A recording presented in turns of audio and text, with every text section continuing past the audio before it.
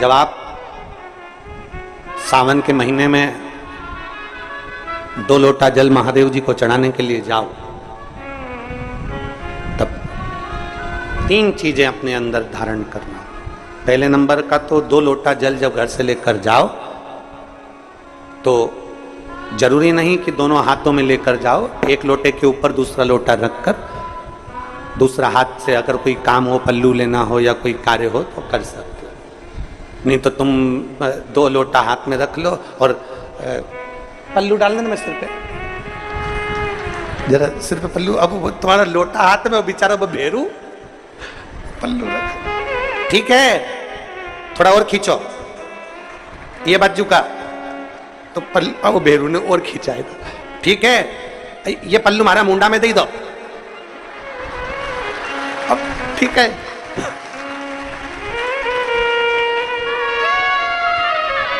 और थोड़ी दूर चली और याद आ गया, ओ बाप, इतने में भेरू ने कहा क्या हो गया, क्या हुआ? वो हमारे फूल माला की पन्नी तो वहीं रह गई, जरा उठाओ उठाओ जरा, ये ले कमर में खोसी दो, खोसे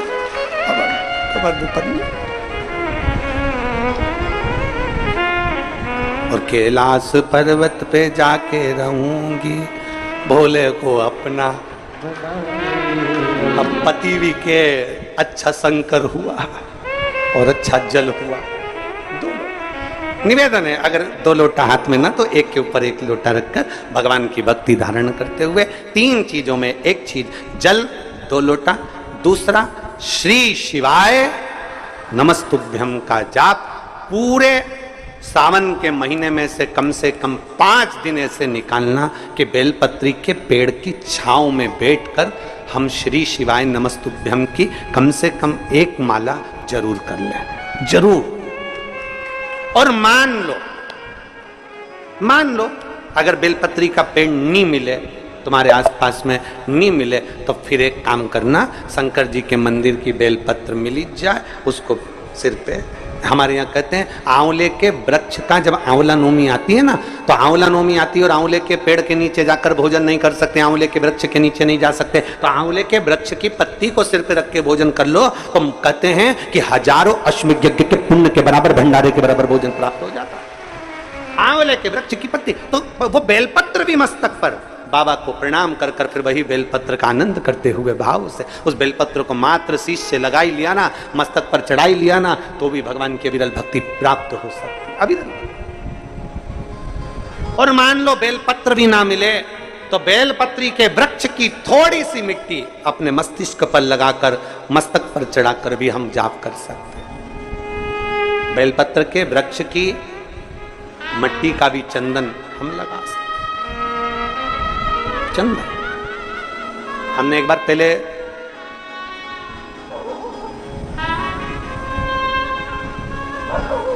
(2019) में एक बात कही थी, आपके स्मरण में है कि नहीं वो पता नहीं हमको, पर हमने कहा था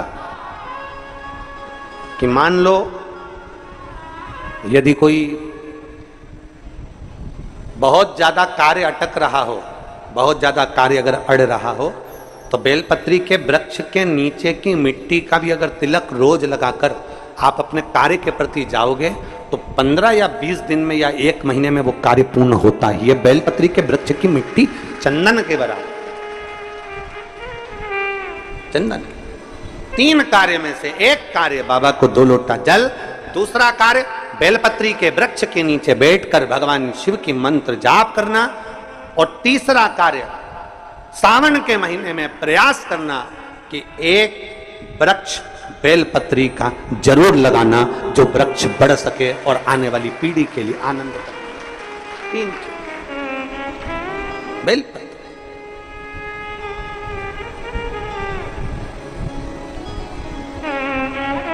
शिव का नाम लेकर भगवान शंकर की स्तुति कर शिव के करीब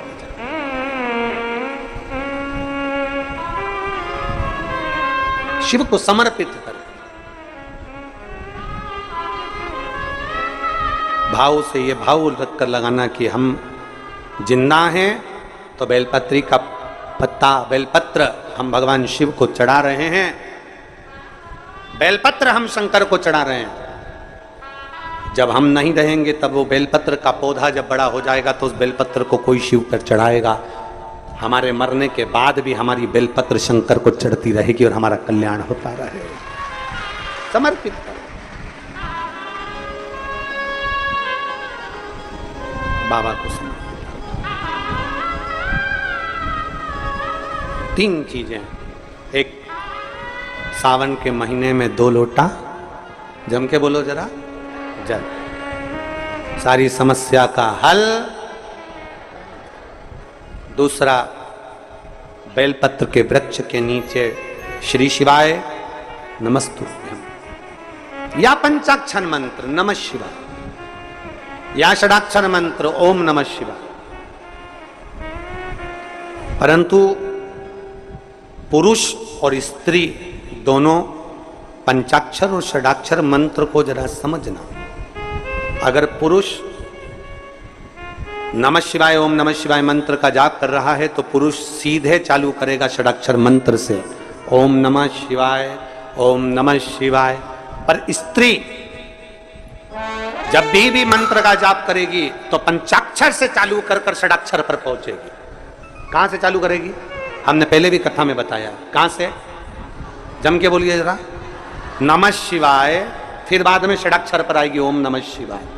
नमः शिवाय ओम नमः शिवाय, नमः शिवाय ओम नमः शिवाय, नमः शिवाय ओम नमः शिवाय, नमः शिवाय ओम नमः शिवाय। पुरुष ओम नमः शिवाय ओम नमः शिवाय ओम नमः शिवाय जप सकता है, पर स्त्री पंचाक्षर से चालू कर षडाक्षर पर पहुंचेगी और पुरुष षडाक्षर से चालू कर देगा ओम नमः शिवाय ओम नमः शिवाय ओम नमः शिवाय ओम नमः शिवाय ओम नमः शिवाय। ये पुरुष चालू कर दिया, पर स्त्री जब जपेगी नमः शिवाय ओम नमः शिवाय ओम नमः शिवाय ओम नमः शिवाय, पंचाक्षर से चालू करा। कहां से चालू करा है? फिर से आप लोग एक बार बोल के देख लो, चालू करो बोलना नमः शिवाय ओम नमः शिवाय ओम नमः शिवाय। कहां से चालू करा था? नमः शिवाय से, षडाक्षर तक गए हो। फिर पुरुष ओम नमः शिवाय, नमः शिवाय ओम नमः शिवाय, नमः शिवाय ओम नमः शिवाय। पंचाक्षर से षडाक्षर पर। फिर से बोलो एक बार, बोलो चलो, नमः शिवाय ओम नमः शिवाय ओम नमः शिवाय, नमः शिवाय ओम नमः शिवाय, नमः शिवाय ओम नमः शिवाय। पंचाक्षर से षडाक्षर की ओर।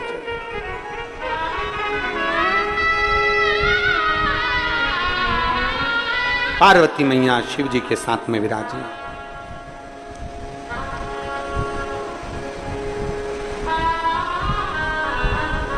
बैठी थी भगवान शंकर के तेज पुंज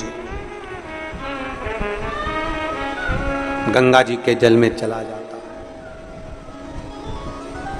और गंगा जी के जल से 6 पुत्र जन्म ले लेते हैं। 6 पुत्र जिनका नाम कृतिकाओं ने एक कर षडानंद कार्तिकेय रख दिया। कार्तिक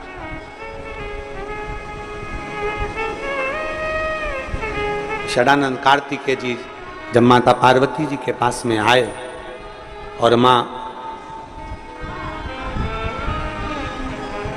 माता पार्वती जी के पास में आते हैं और माता पार्वती जी को प्रणाम करते हैं, बाबा भोलेनाथ जी को प्रणाम करते हैं, औगड़दानी को नमन करते हैं, प्रणाम करते हैं, दंडवत करते हैं, साष्टांग करते हैं। फिर तारकासुर का संहार करने के लिए जाते हैं।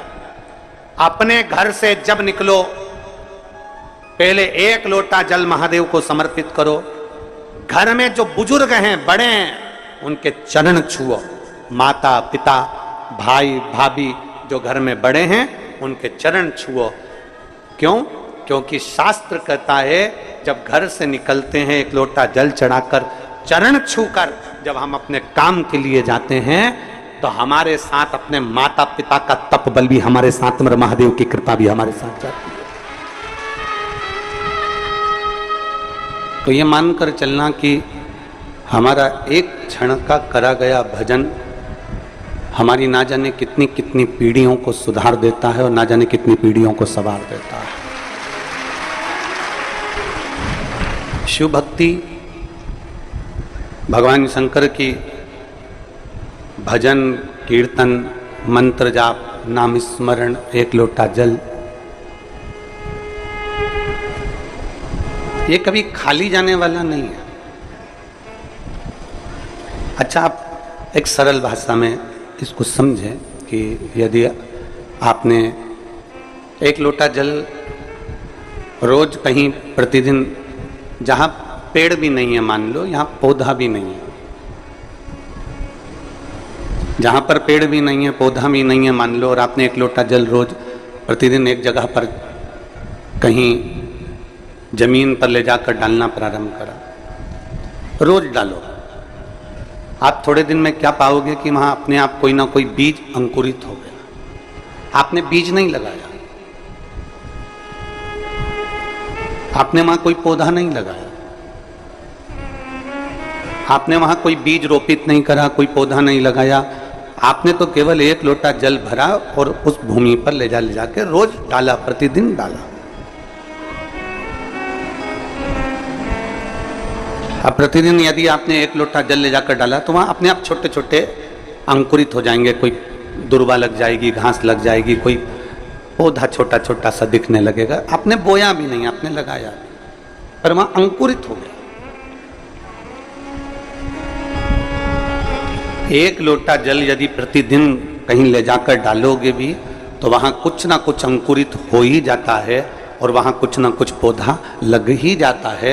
उसी तरह एक लोटा जल जब मेरे महादेव के ऊपर चढ़ाओगे तो कुछ ना कुछ अंकुरित हो ही जाएगा। उसका फल खाली नहीं जाता। और तेरी कृपा बिना न हिले एक भी अणु, लेते हैं श्वास तेरी कृपा से तनु तनु। बखान क्या करूं मैं राखों के ढेर का, चपटी भभूत में खजाना कुबेर का। हे गंगधार मुक्ति द्वार ओंकार तू, भोले ओंकार तू। आयो शरण की शंभु तार तार तू। हम प्रतिदिन अगर एक लोटा जल समर्पित कर रहे हैं, प्रतिदिन शिवालय जा रहे हैं, प्रतिदिन भगवान शंकर की भक्ति कर रहे हैं, शिव दिए बिना नहीं रहता।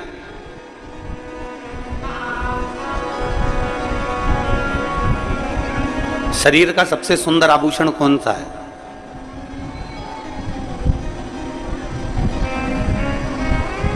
जब जम के बोलो जरा। शरीर का, मनुष्य शरीर का सबसे सुंदर आभूषण कौन सा है? मनुष्य शरीर का सबसे सुंदर आभूषण है इस मुख से श्री शिवाय निकल जाए, उससे सुंदर कोई आभूषण नहीं। इस मुख से पंचाक्षर मंत्र नमः शिवाय निकल जाए, षडाक्षर मंत्र ओम नमः शिवाय निकल जाए, राम नाम कृष्ण नाम निकल जाए, इससे सुंदर कोई आभूषण नहीं। नमः शिवाय निकल जाए, राम नाम कृष्ण नाम निकल जाए, इससे सुंदर कोई आभूषण नहीं, कोई आभूषण नहीं।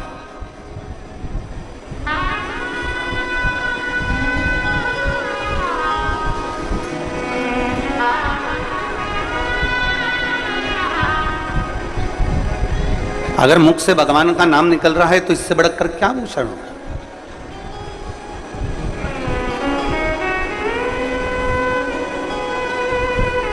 कई लोग कथा को दोष देते हैं कि हम कथा में गए थे, हमारा मंगलसूत्र चले गया। कई लोग कथा को दोष देते हैं कि हम कथा में गए थे तो हमारी चेन चली गई।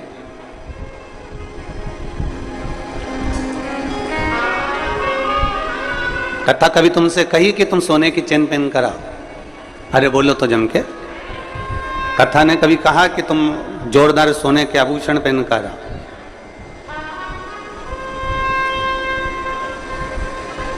किसी ने कहा कि हमारी चेन चली गई, कोई कहे मंगलसूत्र चले गया, कोई के बैग चले गया, कोई कहे मोबाइल चले गया, पर आज तक ऐसा नहीं मिला जिसने कहा कि कथा सुनते सुनते मेरा दिल चले गया, मेरा दिल चले गया।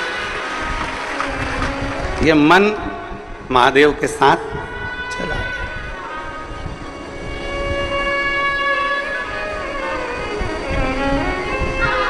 दोष अगर लगाना ही है ना तो तुमको ये दोष लगाना चाहिए कि कथा में मेरा महादेव के साथ मन चलेगा। दोष भी लगाओ तो अच्छा लगाओ, क्या मोबाइल का दोष लगाओ? पहले के समय में मोबाइल नीचे गिरता था तो उसकी बैटरी बाहर आ जाती थी।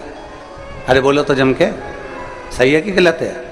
आज के समय में मोबाइल नीचे गिर जाता है तो जान बाहर आ जाती है। पहले तो केवल बैटरी बाहर आती थी, आजकल तो हृदय बाहर आ जाता। मेरा इतना मोबाइल महंगा और गिर गया और उसका इतना नुकसान हो गया, अब मालूम पड़े कि जान बाहर है। दोषी लगाना है तो चेन चली गई, मंगलसूत्र चले गया, बैग चले गया, सामान चले गया। अगर दोषी लगाना है तो कभी कभी दोष ऐसा भी लगाया करो कि मैं कथा में, जिस दिन से मैं कथा सुन रही हूँ, 1999 से सुन रही हूँ, चाहे 2000 से सुन रही हूँ, चाहे मैं जब भी कथा को श्रवण कर रही हूँ, जब से मैंने कथा सुनना प्रारंभ करी तब से मेरा मन भोलेनाथ में चला गया। इससे बढ़कर कोई पूंजी मेरे पास नहीं। मेरा हृदय चला गया, मेरा दिल चले गया।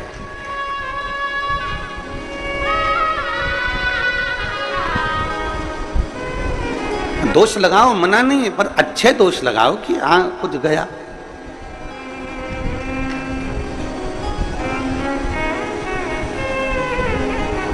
भक्ति, भजन, कीर्तन, मंत्र जाप, नाम जाप अपने भीतर के सुख के लिए होना चाहिए, आत्म सुख के लिए।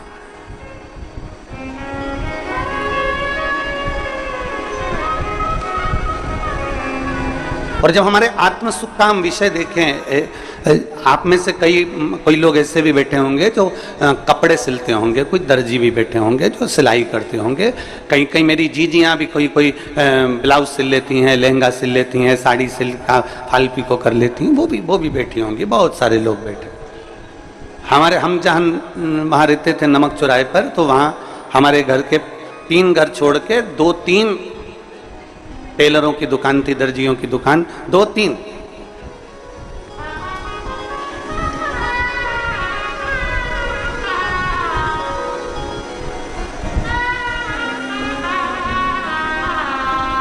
उनकी दुकान के सामने से जब निकलते थे तब हम देखते थे कि वो नया की नया कपड़ा आता था और उस कपड़े को धो के टांग देते थे।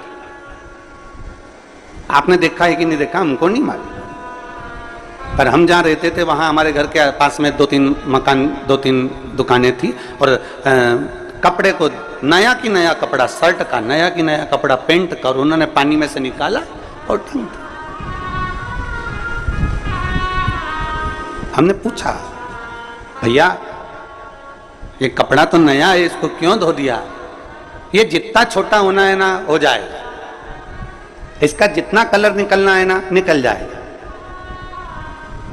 और कलर निकल गया और छोटा हो गया, उसके बाद अगर हम इसको बनाएंगे ना तो फिर ये छोटा नहीं होगा। इसको धो के टांग दिया, फिर ये ना छोटा होगा ना इसका कलर निकलेगा।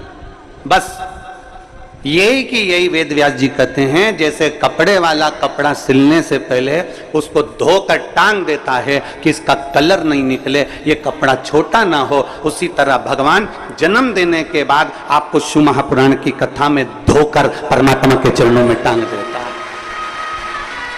परमात्मा के चरणों में ले जाकर गुरु आपको बिठा देता है। पहले